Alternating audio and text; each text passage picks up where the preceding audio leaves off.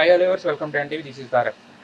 గత కొన్ని రోజులుగా మనం చూస్తూనే ఉన్నాం, ప్రతి ఛానల్లో కూడా ప్రతి వాళ్ళు కూడా మాట్లాడుకుంటున్న టాపిక్ అండ్ రాజకరణ్ అండ్ లావణ్య. అయితే లావణ్య పేరెంట్స్ ఇంతవరకు కూడా ఎప్పుడు కూడా మీడియా ముందుకు వచ్చి ఏం జరిగిందని చెప్పలేదు. ప్రస్తుతం అంతా లావణ్య పేరెంట్స్ కూడా ఉన్నారు. ఆవిడ ఏం చెప్తుందంటే, మా పేరెంట్స్కి కూడా మా పెళ్లి ఇష్టం లేదు, ఒక 3 నెలల తర్వాత కన్విన్స్ చేసుకున్నామని చెప్తున్నారు.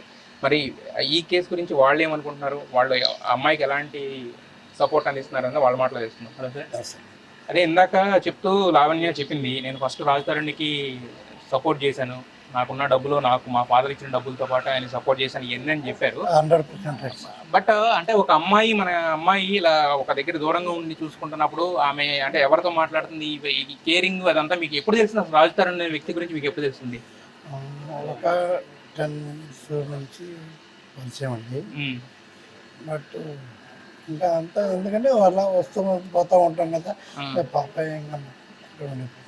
అదే ఇప్పుడు పెళ్లి చేసుకున్నారు అని మీకు ఎప్పుడు తెలిసింది? పెళ్లి చేసుకున్న తర్వాత అంటే ఇప్పుడు బేసిక్ ఏంటంటే పెళ్లి అంటే 10 మందికి చెప్తాం మనం, అంటే అంత చాయిస్ తను ఇవ్వలేదండి, ఇంత చాయిస్ తను ఇవ్వలేదు. తర్వాత గ్రాండ్ చేసుకున్నాము, ప్రజెంట్ టెంపుల్లో చేసుకున్నాము అన్నట్టు. మరి మీరు ఎలానే మీరు అంటే ఇప్పుడు ఒక అమ్మాయి మా పాప విషయంలో మేము నమ్ముతాం కదండి, బయట మా పాప విషయంలో నమ్మవలసి వస్తుంది.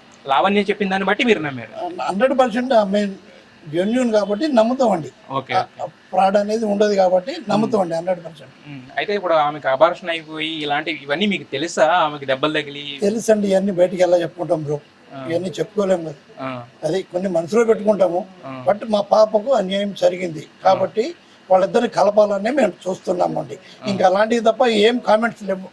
అంతేనండి, వాళ్ళిద్దరిని కలపాలి, మా పాపకు అన్యాయం జరిగింది, అదండి. ఇంకంతకడికి ఏం చెప్పాలి. ఆయన ఇందాక చెప్తూ వియ్యంకుళ్ళు ఇద్దరు కూడా చాలా మర్యాద ఇచ్చి పుచ్చుకునే వాళ్ళు, అదంతా ఉండేది. ఇప్పుడు వాళ్ళు ఏం కలవడానికి ట్రై చేశారు? అసలు ఫోనే లేదండి, రిసీవ్ లేదు, ఫోన్ అసలు నాట్ రీచబుల్ అని వస్తుంది సార్. అంతే. అండ్ అమ్మా